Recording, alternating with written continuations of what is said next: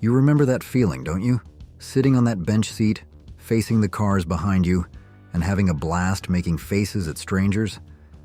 That was an essential part of my childhood memories, and maybe yours too. And the vehicle tied to those memories was the station wagon. Now, this might sound a little shocking, but America's legendary station wagon is basically dead.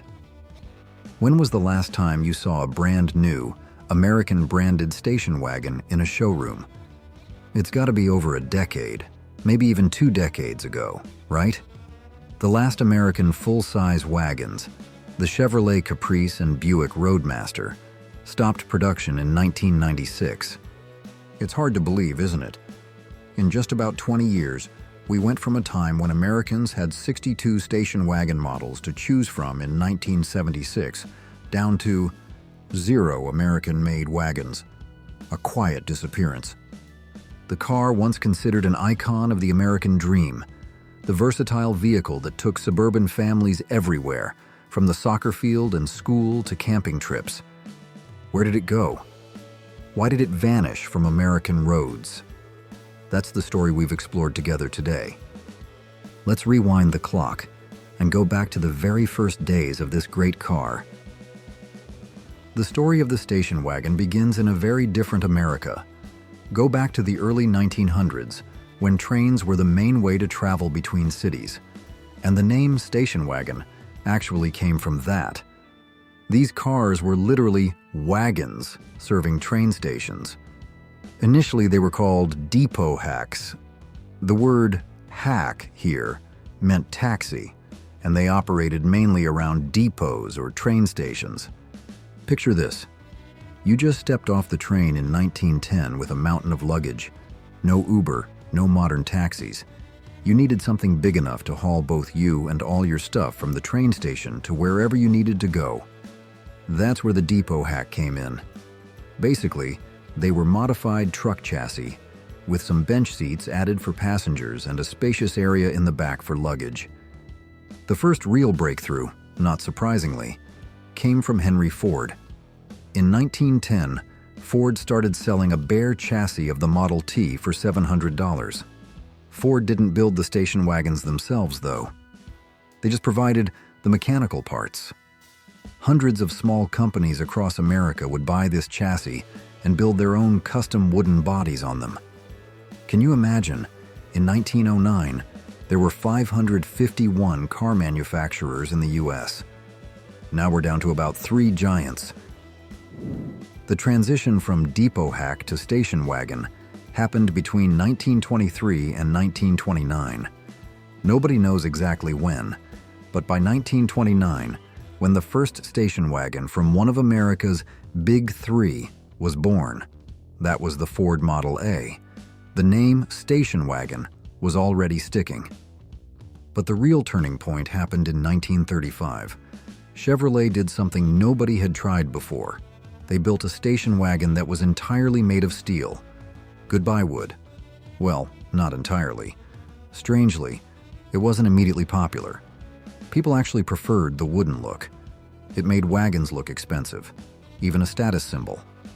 In the 1930s and early 1940s, woody wagons even sold for more than standard cars and signified prestige. Ford wasn't far behind. In 1936, they opened their own wagon body plant in Iron Mountain, Michigan. This plant used wood from Ford's own vast forests near Lake Superior. Ford literally owned the forests to build their car bodies. They shipped complete wooden wagon bodies to assembly plants across North America. But the woody wagon had a secret, not a very pleasant one. They were a pain to maintain. The wood required constant care. You had to oil it regularly, check for rot, make sure the joints were tight. Imagine having to refinish your car like a piece of furniture every year. Too much work, right? That's what eventually led to the all-steel wagon. The real breakthrough came after World War II. In 1946, Willys, yes, the company that made Jeeps, introduced something revolutionary. The 1946 Willys Jeep station wagon was the first mass-produced, all-steel, family-sized wagon. although the sides still had a fake wood grain look. They kept the painted wood grain because people still associated wood with quality and luxury, but structurally, it was all steel. By 1949, the writing was on the wall for real wood. Plymouth introduced the Suburban. It was a great-looking all-steel wagon that didn't require you to be an amateur carpenter. After the Plymouth Suburban came out in 1949, genuine wood-bodied wagons went out of production completely. Sure, a few companies still used real wood trim until the mid-1950s, but after that, it was all fake stuff, vinyl graphics pretending to be wood. Which, when you think about it, isn't that a perfect metaphor for the changing America? For the gearheads out there, what's your all-time favorite station wagon? Could be American, European, Japanese, whatever. Which wagon do you think represents the best of what this body style could be? I'd love to hear your thoughts. Now we get to the good stuff, the golden age of the station wagon. To understand why station wagons became so popular, you have to know what was happening in America after World War II. It was the birth of the suburbs, the interstate highway system, and of course, the baby boom. Suddenly, millions of Americans needed a car big enough for a larger family, for longer trips, and all the stuff that came with that new American lifestyle. The 1950s were when things really exploded. Station wagons did too, going from less than 3% of total U.S. car production in 1950 to almost 17% of the market by the end of the decade. Think about that. In just 10 years, wagons went from a niche product to almost 1 out of every 5 cars sold. And in 1958, something remarkable happened. Within Plymouth's lineup, the best-selling body style was the station wagon. Not the sedan, not the coupe, the wagon. What made them special in this era? First of all, they were absolutely massive. We're talking about land yachts here. These weren't just cars, they were mobile living rooms. Take the 1968 Ford Country Squire, for example. This car was over 218 inches long. That's over 18 feet. For comparison, a modern Chevy Tahoe is only about 210 inches long. Yeah, your big SUV is smaller than Grandpa's wagon. But it wasn't just about size. These wagons represented something bigger. They were symbols of the American dream.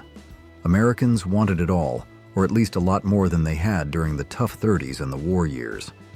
And the station wagon delivered. It was the first versatile vehicle that could handle their expanding horizons. A big family, a suburban home, hobbies, recreation, and even status. The variety was incredible. Remember I said there were 62 wagon models in 1976? Think about what that actually means. You had 2-door wagons, 4-door wagons, wagons with pillars, pillarless wagons called hardtops, 2-row wagons, 3-row wagons. Some had the 3rd row facing backwards, some had side-facing jump seats. Even the tailgates were engineering marvels. Some opened like regular doors, some folded down like a truck tailgate, and GM even invented the so-called clamshell design, where the tailgate completely disappeared when opened.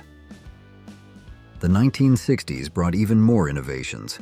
This was the era of the Vista Cruiser, with its raised roof and skylights. That's right, panoramic roofs weren't a new idea. Buick and Oldsmobile were putting glass panels in their wagon roofs back in the 60s. You had small wagons like the Ford Falcon, mid-size wagons, and of course the full-size Giants that could comfortably seat 9 people. Well, comfortably if you didn't mind rubbing shoulders with your siblings, that is. Let me talk about the cultural impact of these cars. In the 1960s and early 70s, if you were a middle-class American family, chances are you owned a station wagon. It just seemed like the obvious thing to do. They weren't just transportation. They were the mobile headquarters of the American family. Soccer practice, grocery runs, camping trips, driving to grandma's house 3 states away. The wagon did it all. And the marketing? It was something else. Ford called their top-of-the-line wagons the Country Squire to make you feel like a landed gentry. Chrysler had the Town and Country. Get it? It could handle both city driving and weekend getaways. Every manufacturer had its own wood grain trim package, even though by the 1960s it was all fake vinyl. But people loved it. That fake wood said, "I've made it," louder than any chrome badge. The performance wasn't bad either. These wagons weren't just for hauling groceries. By the late 1960s, you could buy a station wagon with a huge V8 engine, putting out respectable power. Some even had 400-plus cubic-inch engines. Sure, they got about 8 miles to the gallon. But gas was cheap, and America was at its peak. What could possibly go wrong? So, do you remember riding in a station wagon as a kid? What model was it? I'm really curious to hear your wagon memories. Now, we need to talk about numbers. I know some of you are thinking, oh no, not finances. But bear with me for a bit, because this is where the story gets really interesting. On the surface, the station wagon business looked great well into the early 1970s. Sales were strong, profits were good, and Detroit was churning out wagons as fast as they could. But there were warning signs, if you knew where to look. Let me explain this like I'm pitching to investors. When you run a business, you want to keep your costs low and your selling price high. Pretty simple, right? The problem with station wagons was that they were expensive to build. You had all the mechanical parts of a regular car.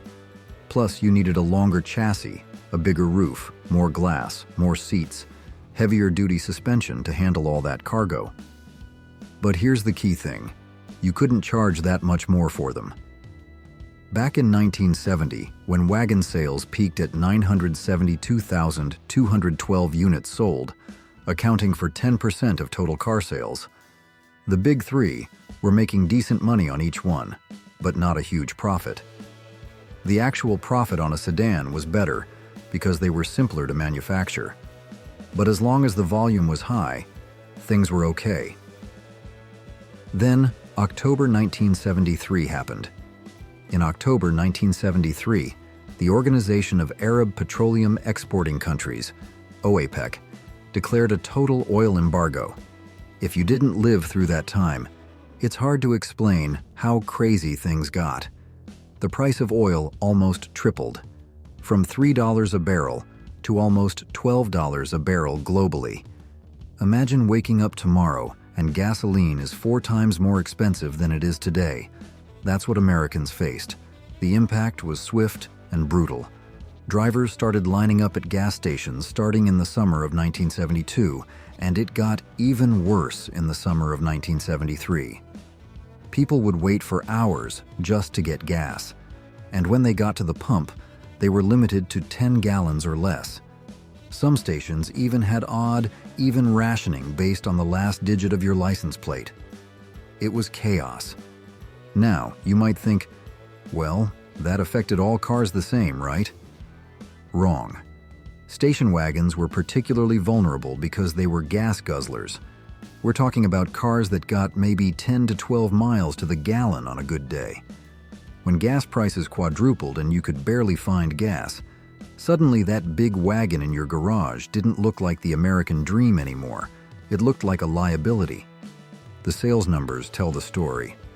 After peaking at almost 1 million units in 1970, wagon sales started to slide.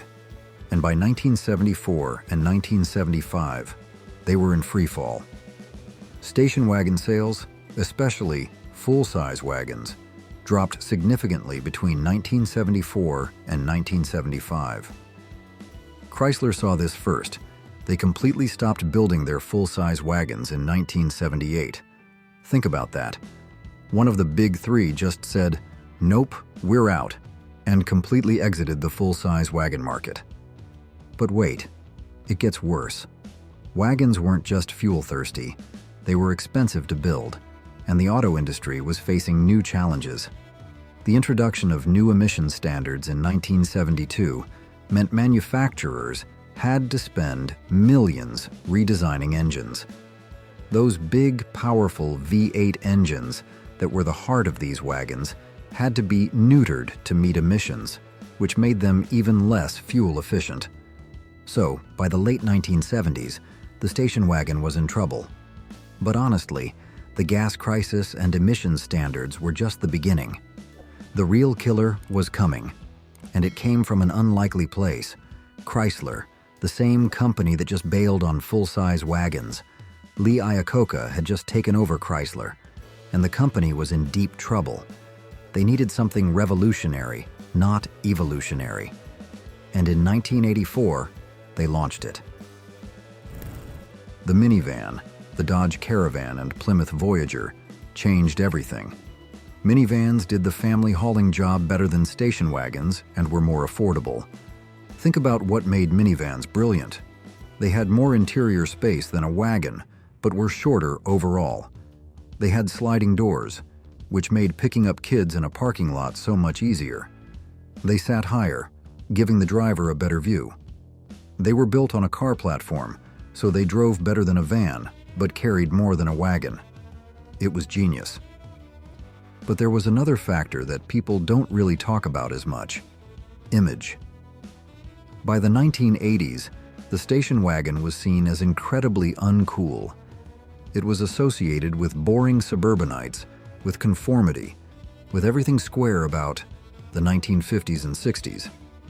If you were a baby boomer who grew up in the back seat of your parents' country Squire, the last thing you wanted was to buy one yourself. You wanted something different, something that said you weren't your parents. The minivan was different enough to feel fresh, but that was just the first blow. The real knockout punch came from Japan, and it was wearing hiking boots.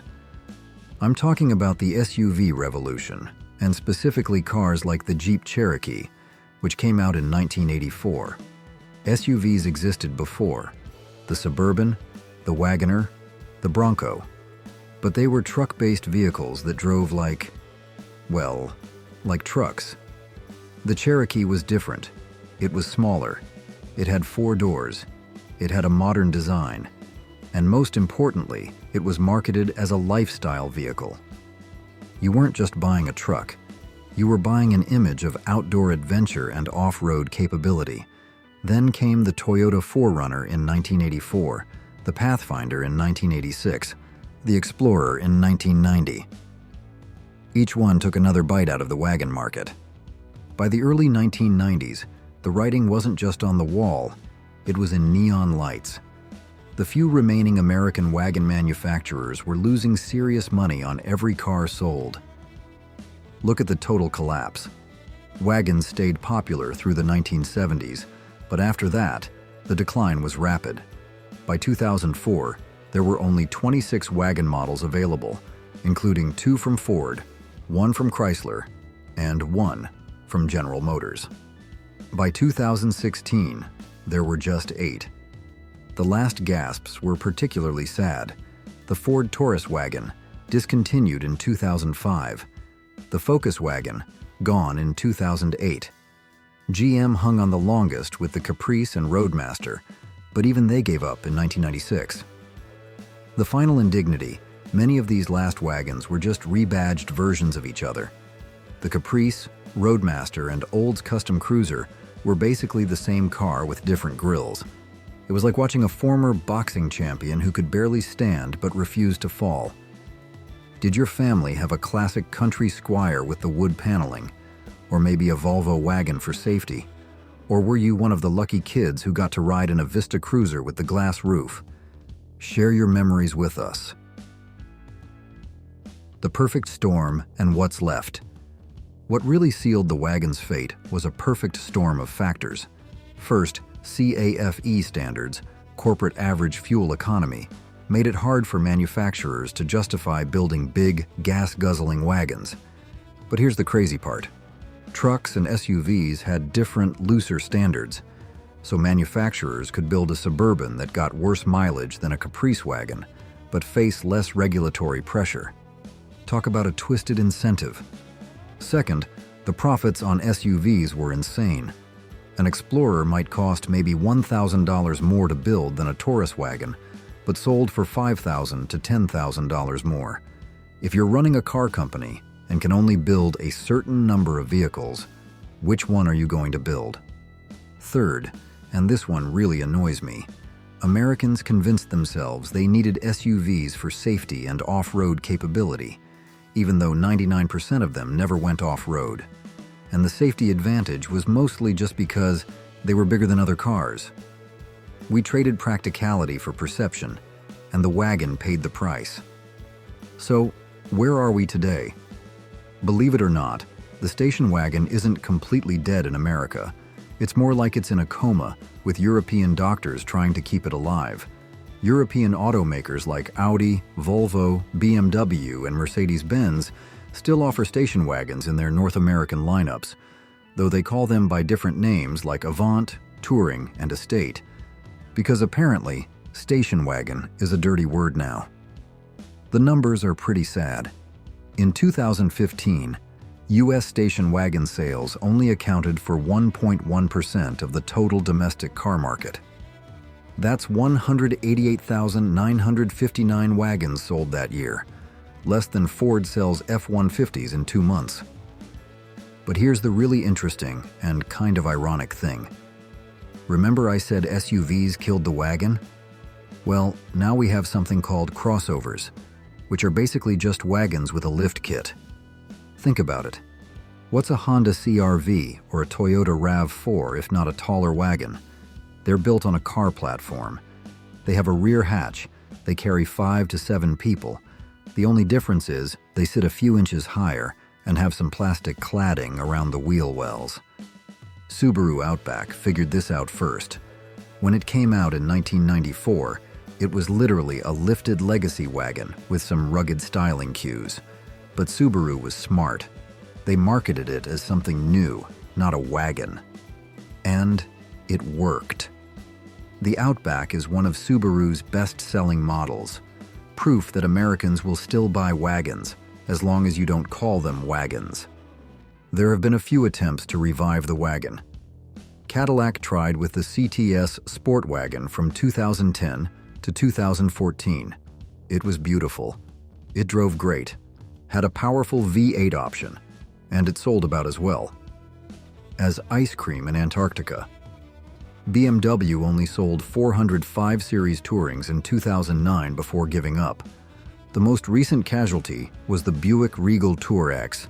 It lasted from 2018 to 2020. Just 2 years, that's all. And this was a great car. Comfortable, practical, good-looking, reasonably priced.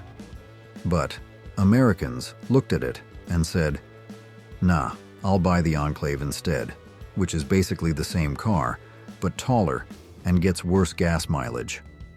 What would it take for the wagon to really come back? Honestly, I think the moment has passed. America's infrastructure is built around SUVs and crossovers now. Parking spaces are designed for them now. Drive-thrus are elevated for them now. And most importantly, Americans' self-image is tied to them. We've convinced ourselves that we need to sit high, need a command driving position, that we might suddenly need to drive through a river on the way to soccer practice. The only way I see wagons coming back is if gas prices skyrocket to $10 a gallon and stay there, or if there's a massive cultural shift where efficiency becomes cool again. But even then, we'll probably just make smaller SUVs, rather than admit that wagons make more sense. That's how stubborn we are. The emotional legacy and the lessons learned. I never really got to experience the golden age of the station wagon. By the time I was born, they were already fading. But I still remember seeing the few stragglers left, maybe an old beat-up Taurus wagon in the supermarket parking lot, or somebody's ancient Volvo 240 wagon that just refused to die. And every time I saw one, it felt like spotting an endangered species. What made wagons special? It wasn't their fuel economy, terrible. It wasn't their handling, like driving a couch, or even their looks. Let's be honest, most were pretty ugly. It was what they represented. They were the ultimate family car in an era when family meant something very specific. Dad, mom, 2.5 kids, and a dog named Spot. The wagon was where life happened, where kids fought with their siblings on the way to Grandma's house, where families learned geography by playing license plate bingo on cross-country road trips, where kids got their first taste of freedom sitting in the backwards-facing way back, making faces at the cars behind them. No seatbelts, no airbags, just them and an eighth of an inch of safety glass separating them from the freeway. Part of me is surprised they still exist in any form. These cars were a testament to the optimism of America. Who else would build a car that got 10 miles to the gallon during an oil crisis? Who else would put a backwards-facing third-row seat in just for fun? Who else would stick fake wood on the side and think, yeah, that looks good? Only us. But here's what we lost when the wagon went away: practicality. Yes, I know your crossover is practical, but can you haul a 4x8 sheet of plywood in it? Can you sleep in the back on a camping trip? Can you haul 9 people and their luggage? A proper wagon could do all that and still cost less than a modern crossover. We also lost character. Every wagon was different. You had the sport wagons trying to be cool, the luxury wagons with leather and chrome, the basic wagons that were just honest transportation.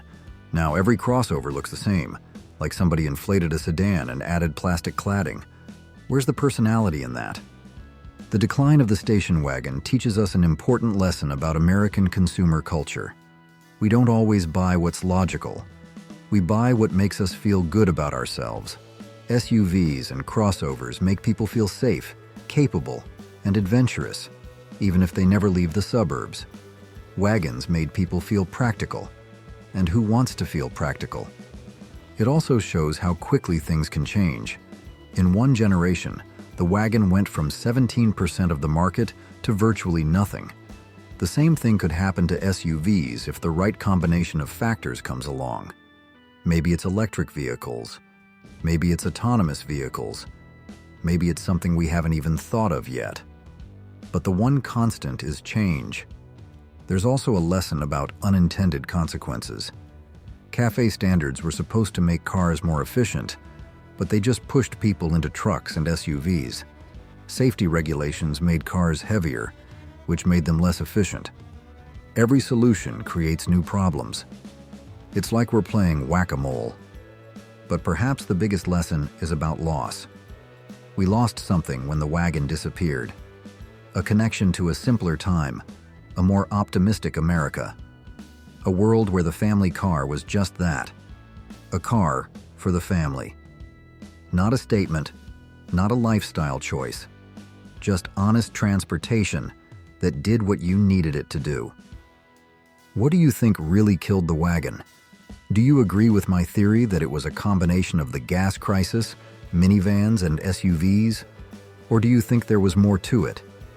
Maybe the wagon was always destined to disappear, and it just took us a while to catch up. And here's a question I really want you to think about. Do you remember having station wagons as an option? Or do you just think crossovers and SUVs are simply better? Because honestly, I'm still torn. My head knows that modern vehicles are safer, more efficient, and more capable.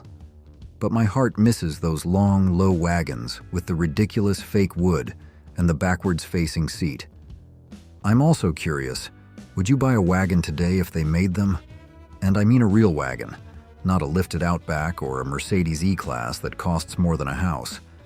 Something like a modern country Squire with 3 rows, a big V8 engine, or maybe a hybrid setup for the new age. And yes, include the fake wood paneling. Is there an audience for that, or are we just too far gone from that era? And finally, what do you think the future holds? Will the wagon ever make a comeback in America? Or are we just going to keep driving taller and taller vehicles until we're all in monster trucks? Is there any hope for those of us who think lower is better and wagons are awesome? Any other thoughts on station wagons? Leave them in the comments section.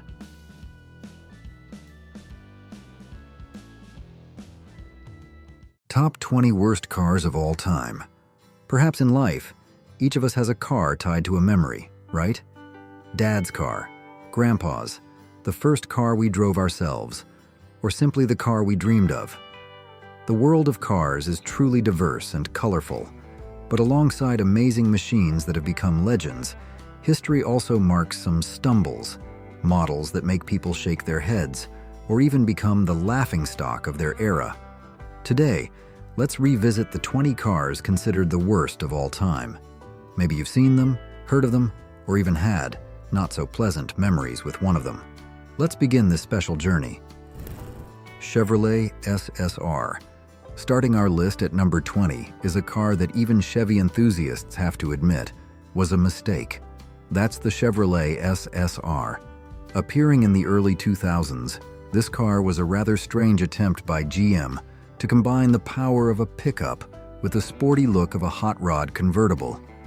Looking back, it looked pretty unique, didn't it? It had a unique retro style, reminiscent of classic pickups, but with a modern body and a retractable convertible top. This was a bold idea, trying to create an entirely new vehicle segment, a hybrid of a pickup, sports car, and convertible. However, unfortunately, this idea didn't go as planned. Sources called it heavy, underpowered, and slow. Although later versions were equipped with a more powerful V8 engine, the initial version was still criticized for its performance. Its heavy weight overshadowed the engine's power, making acceleration and handling not meet the expectations for a sporty-looking vehicle. Its styling, while initially unique, was considered awkward and controversial. The hybrid look wasn't popular with the majority, making it the subject of much discussion, not in a positive way. Despite having an interior considered quite luxurious, this wasn't enough to save its other weaknesses. The SSR still didn't sell as expected, with only fewer than 10,000 units per year. Low sales indicated the market didn't really embrace this combination idea. Some critics even considered it pointless, questioning the purpose of such a car's existence. Ultimately, it went down in history as an unsuccessful experiment by Chevy, a reminder that sometimes ideas that are too unique and blend too many elements may not be the formula for success. BMW Isetta. Looking at cute tiny microcars like the 1955 BMW Isetta, you might find them adorable, but perhaps they should only be admired in a museum. These cars are too small, to the point where they could be mistaken for bumper cars at an amusement park. This extremely compact size brings serious safety issues. It means that any accident, even at low speeds, can cause a disaster for the occupants due to the lack of crumple zones and protective frame. The Isetta also had unique but impractical design features. It didn't have reverse gear, causing significant difficulty when needing to back up in tight spaces. The most distinctive feature was having only a single door at the front, which opened along with the entire steering column and dashboard. This meant that if you parked the car close to an obstacle in front, such as a wall or another car, you couldn't get out or back up. Furthermore, it only had 3 wheels. Some versions had 4 wheels but were very narrow at the rear, significantly reducing the car's stability, especially when cornering or encountering strong winds. This car was produced by BMW, a company that initially made refrigerators and small trucks before focusing on cars. Edmunds.com ranked the Isetta as the 62nd worst car in history. Although the Isetta helped BMW survive after the war, it remains a symbol of the limitations and inconvenience of microcars. Hummer H2. In the early 2000s, the trend of large, imposing vehicles boomed in the US, and the Hummer H2, launched in 2002, was a symbol of that era. This was a civilian version of a military vehicle, the Humvee. The H2 had a very large and attention-grabbing appearance, conveying a sense of strength and dominance. However, it was quickly criticized for its terrible fuel economy. With a large V8 engine and heavy weight, the H2's gas mileage was extremely poor, unsuitable for daily driving. It also lacked practicality for daily driving due to its bulky size, difficulty parking, and limited visibility. The H2 was considered a symbol of excessive consumption and environmental insensitivity. Amid growing environmental concerns and rising fuel prices, the image of a car drinking gas like water became negative. Although it had good off-road capability, inherited from its military roots, the H2's interior was rated as cramped relative to its exterior size and used cheap materials. The discrepancy between the imposing exterior and the less than luxurious, cramped interior disappointed consumers. It was considered too big, too militaristic, openly contemptuous of the common good. The failure in image and sales, after the initial boom period, of the Hummer H2 caused significant financial losses for GM and ultimately led to the discontinuation of the Hummer brand. Eagle Premier. Best domestic four-door sedan in America. Next to new Eagle Premier, the competition just fades away. The Eagle Premier was the product of a collaboration between American Motors, AMC, an American automaker, and the French brand Renault, before Chrysler acquired AMC in 1987. Initially, this car received some positive reviews. It was designed by Giorgetto Giugiaro of Ital Design, a famous designer, and had a modern styling at the time. The car's interior was said to be quite luxurious, providing a more upscale feel compared to American models in the same segment. However, the Premier also had many weaknesses. One of the controversial design features was the gear shifter placement on the dashboard, a rather strange position unfamiliar to traditional drivers. The car was rated as having high fuel consumption compared to its contemporaries, which wasn't favored in a market increasingly concerned with fuel efficiency.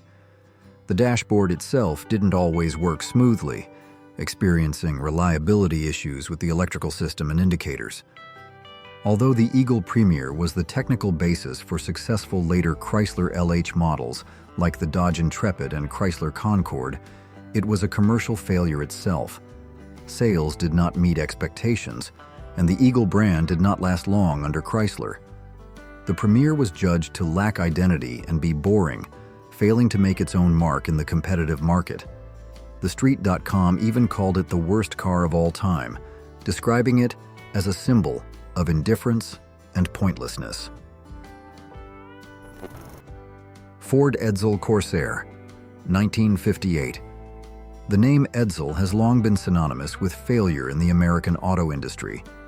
Although Ford invested $400 million, a huge sum in the 1950s, and heavily promoted this new brand, the result was a commercial disaster.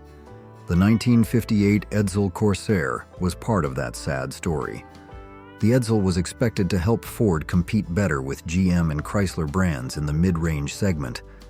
But in reality, they were just Mercury models, another Ford brand, disguised with some styling changes and sold at a higher price. This made customers feel they weren't getting a truly new or worthwhile product for their money. This car was launched at an unfavorable time.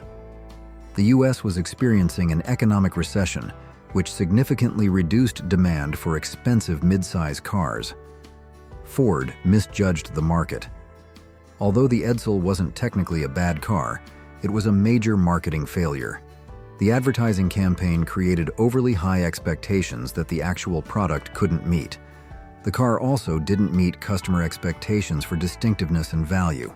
Additionally, the Edsel also suffered from build quality issues in its initial models. The most mocked feature was the front grille. It was compared to unsightly images, like a toilet or female genitalia. This shows the lack of refinement in the design and its strong ability to make a negative impression on the public. The failure of the Edsel caused significant financial losses for Ford and led to the bankruptcy of many dealerships that had invested in the brand. The Edsel is an expensive lesson in market research, product positioning, and design. Ford Pinto. The Ford Pinto, launched in 1971, was a compact car that sold quite well in the US, competing with imported small cars. However, its reputation was permanently ruined by a serious safety issue. The Pinto's fuel tank was placed in a position at high risk of being punctured and catching fire when hit from behind, even at low speeds. This design was said to be to save production costs. The infamous Pinto memo showed that Ford executives knew about this risk but decided not to fix it.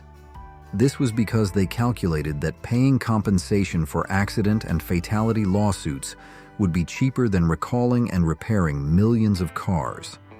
This, when revealed, caused great public outrage and led to many costly lawsuits. Although the Pinto's engine was quite reliable and affordable, the image of burning Pintos was deeply ingrained in people's minds, associated with Ford's disregard for human life safety. Reliant Robin. In the UK, the Reliant Robin is a fairly familiar name. This is a small car with only 3 wheels. Although it was quite popular at the time, partly thanks to tax regulations and driving licenses, it could be driven with a motorcycle license in some cases. It quickly also became a laughingstock and was often called a 3-wheeled death trap. The 3 wheels, with 1 wheel at the front and 2 at the rear, made it extremely unstable, especially when cornering or encountering side winds.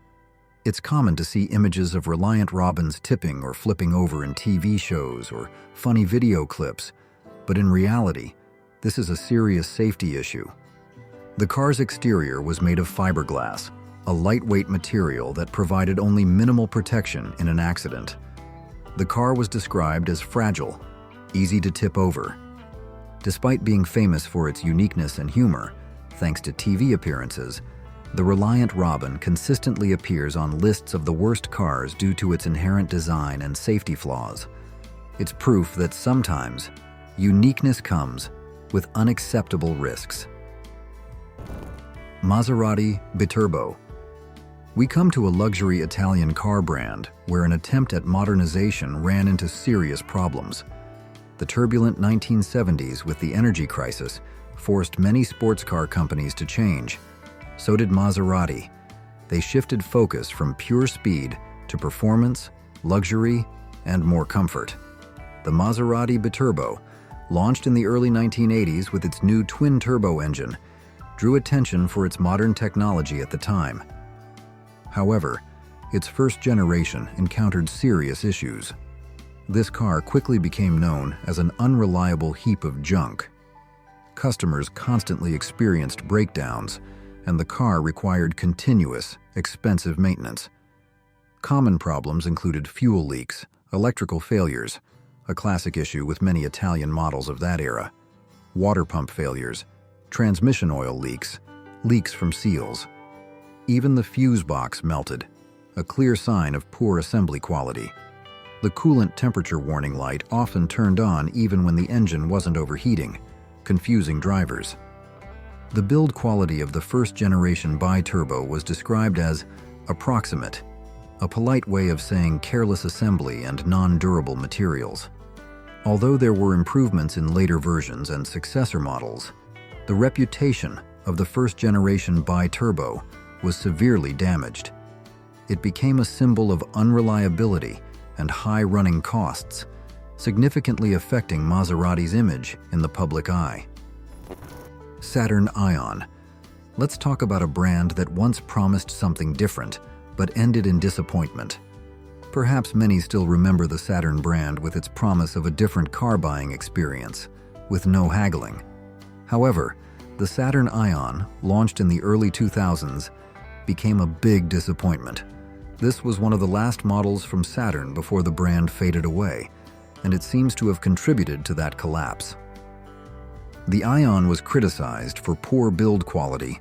Interior and exterior parts were loosely assembled, giving a cheap feel. The interior was described as awful, using hard, unappealing plastic materials lacking refinement. The overall design of the car was also not attractive, lacking personality and looking quite ordinary. The cheap plastic exterior was a major drawback, not just in feel, but also in durability. The car's handling was also poor, providing an uncertain driving feel and lacking connection to the road surface. More seriously, it was linked to safety issues, with a series of recalls. The most notable was the faulty ignition switch, a serious problem that caused fatalities and was one of GM's major scandals. Sources called it boring, a car lacking highlights and failing to evoke positive emotions. It was even said to haunt former owners with the troubles it brought.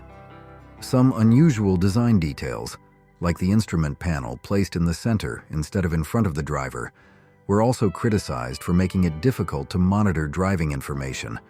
Overall, the Saturn Ion is a typical example of how excessive cost-cutting led to a low-quality, unsafe, and failed product in the market. Pontiac Aztek. Perhaps you remember this car from the show Breaking Bad, right? The Pontiac Aztek, launched in 2001, is one of the most intensely controversial cars in terms of appearance.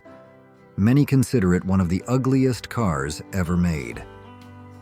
Sources describe it with unflattering images, a weird three-eyed monster, or a mid-size SUV that looks like a combination of a minivan and a station wagon. This design was the result of an attempt to reconcile many different ideas, trying to create a versatile vehicle, but ultimately resulting in an unsightly shape. Even Consumer Reports staff were reluctant to drive it during the day, showing the level of its weirdness in the public eye. Although some tried to defend the Aztek, saying it had spacious usability, it was quite versatile inside with features like an integrated camping tent or a cooler, and some good technical aspects, its design was the most heavily criticized point. It was called awkward, unattractive, and looked like an angry kitchen appliance. The Aztek may have been ahead of its time in some aspects of versatile design, but its failure, primarily due to its unaccepted appearance, contributed to the demise of the Pontiac brand. Thank you for watching. To continue with more content, comment yes to let us know you're still following. Ford Mustang II. When people think of the Ford Mustang, they usually imagine powerful and attractive muscle cars.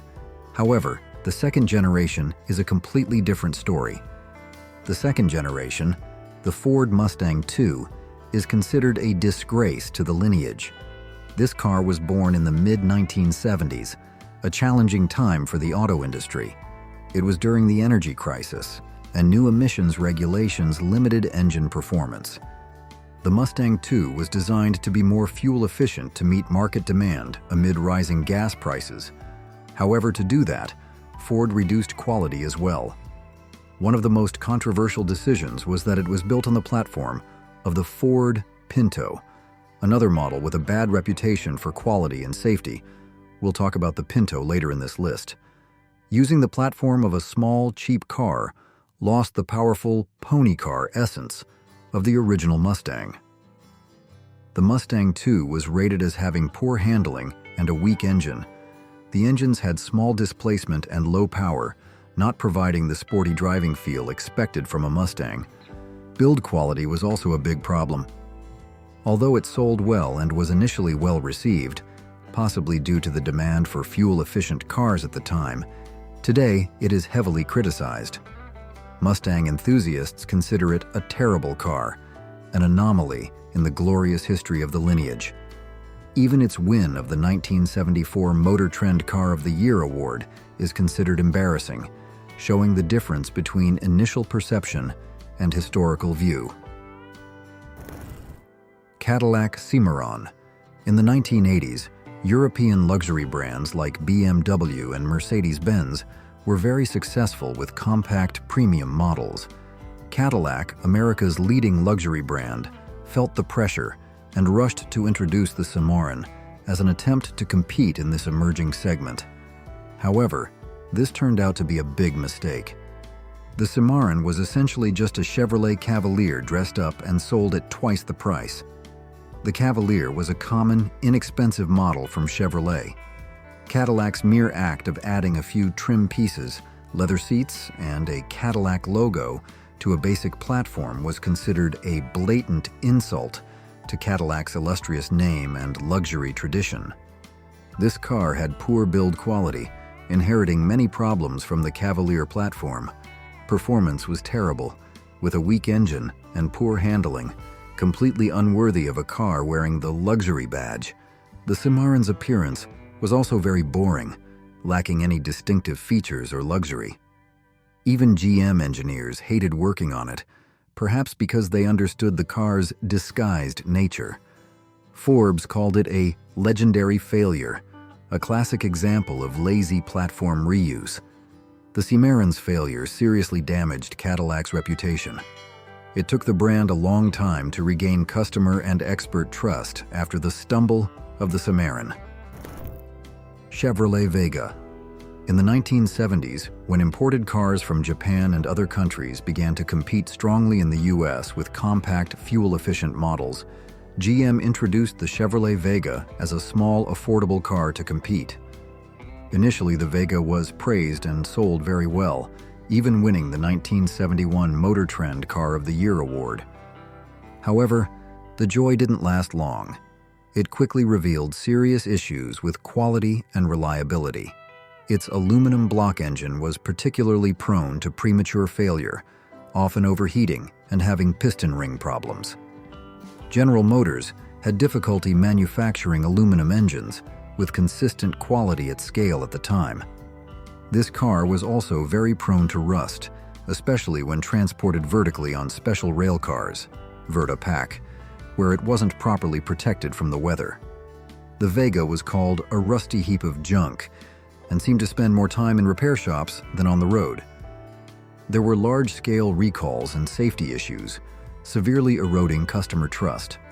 The Vega's failure seriously damaged the reputations of Chevrolet and GM, becoming one of the classic examples of how American automakers struggled to compete on quality and reliability with Japanese rivals at that time.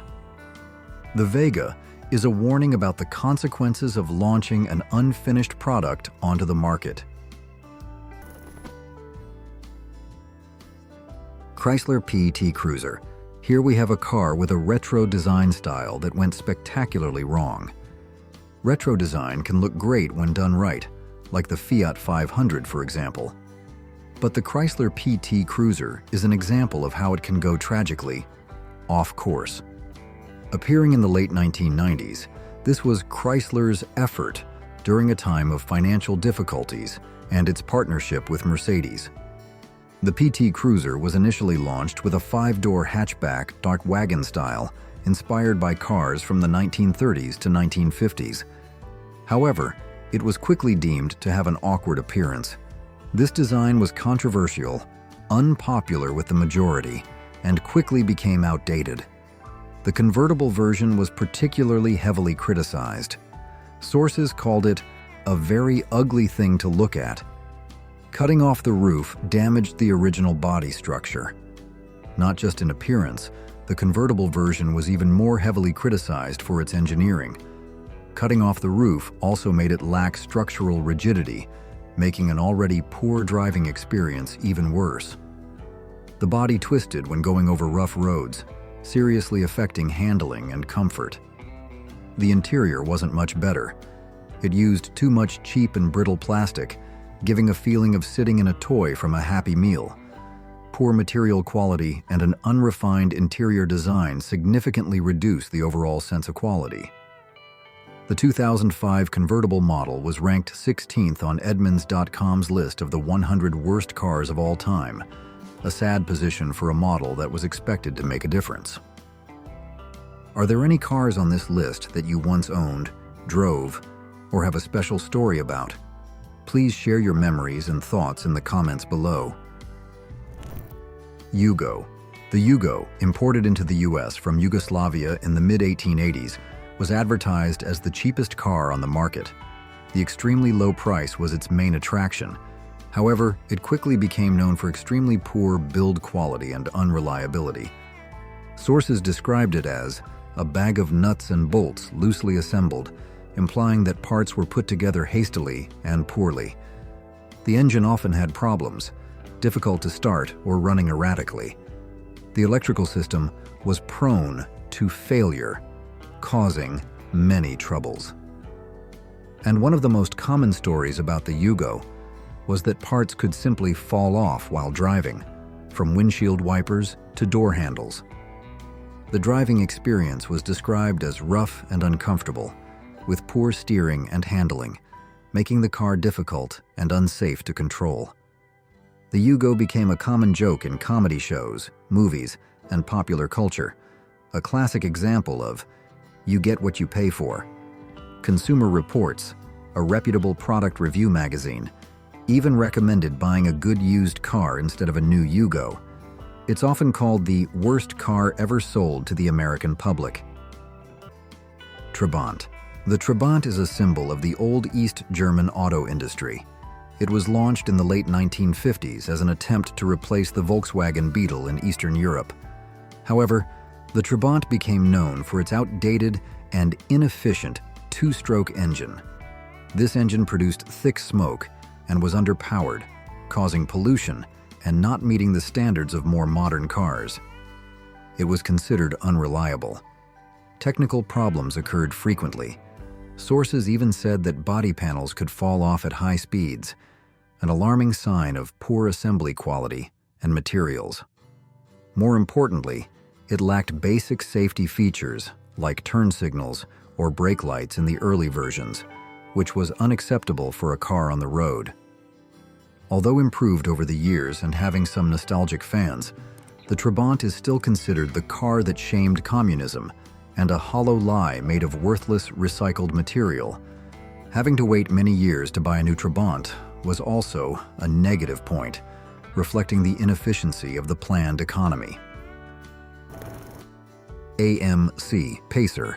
AMC is often known for bold ideas, sometimes going against the mainstream. The AMC Pacer, launched in the mid-1970s, is a prime example. It was designed with the goal of maximizing interior space and comfort, especially cabin width, making it look very wide relative to its length. The Pacer's distinctive feature was its very large glass area, accounting for up to 37% of the body surface, with the passenger side door larger than the driver's side door for easier access to the rear seat. However, the Pacer's styling was considered odd and controversial from its launch. It was nicknamed the Mobile Fishbowl, or a glass globe, due to its huge glass area and round, unbalanced shape. In the summer months, this car became extremely hot inside due to the greenhouse effect from the large amount of glass. Although the Pacer had some advantages like fuel economy, in the context of the energy crisis, and spacious interior, its straight-six engine was considered outdated even in 1975, when competitors had moved to more modern V6 engines. This affected the car's performance and fuel consumption. DMC DeLorean. Thanks to the Back to the Future movie, the DMC DeLorean has become a cultural icon. With its sleek stainless steel design and distinctive gull-wing doors, opening upwards like a seagull's wings, it had an incredibly impressive and unique appearance that turned heads. However, when launched in the early 1980s, the DeLorean was a commercial failure. It was produced by the fledgling DeLorean Motor Company, founded by John DeLorean. The car was heavily criticized by critics for its performance not matching its sporty appearance. This car had build quality issues, especially with the electrical system and the operation mechanism of the gull-wing doors. Performance was disappointing. It was considered heavy, underpowered, only using a small Peugeot Renault Volvo V6 engine, producing only about 130 horsepower, and overpriced for its actual performance. The DeLorean was a slow car with poor acceleration, unable to compete with European or American sports cars of the time. It also had many other technical problems. The DeLorean is proof of the saying, "style over substance." A great appearance couldn't compensate for poor technical quality and performance. The story of the DeLorean Motor Company also ended tragically with John DeLorean's arrest and the company's bankruptcy, although he was later acquitted. The DeLorean is still a beloved car for its cultural value, but not for being a good car. Austin Allegro, and now, position number 1. The car that often tops many lists of the worst cars, especially in the UK. That is the Austin Allegro. Launched in the early 1970s by British Leyland, the large state-owned British automotive group at the time, the Allegro was expected to be a fresh and modern design to replace the very popular Austin 1100/1300. However, it was quickly criticized for poor build quality and awkward styling. British Leyland in the 1970s was known for management problems, strikes, and poor product quality. The Allegro was a typical product of these issues. One of the most controversial and strange design features was the unusual square steering wheel in the early models. The idea was to help the driver read the instrument panel more easily, but it was very difficult to use and provided a terrible driving feel. Although it was later replaced with a round steering wheel, the image of the square steering wheel became associated with the Allegro's failure. The car was considered horrifically ugly, with unbalanced body proportions and clumsy design lines. More importantly, it had many technical problems from the engine, transmission to the suspension, frequently breaking down. Some sources described it as hideously ugly. Despite efforts to improve through Series 2 and 3, the Allegro's reputation remained tied to waste, inefficiency, low quality, and the inherent problems of British Leyland. It is considered a symbol of the issues in the British auto industry at the time, a failed product that contributed to weakening the industry's position in the global market. Thanks for watching this video. If you enjoy these nostalgic stories and want to learn more about automotive history, hit that subscribe button, and don't forget to share this video with your friends, especially anyone else who has fond memories of station wagons. See you in the next video.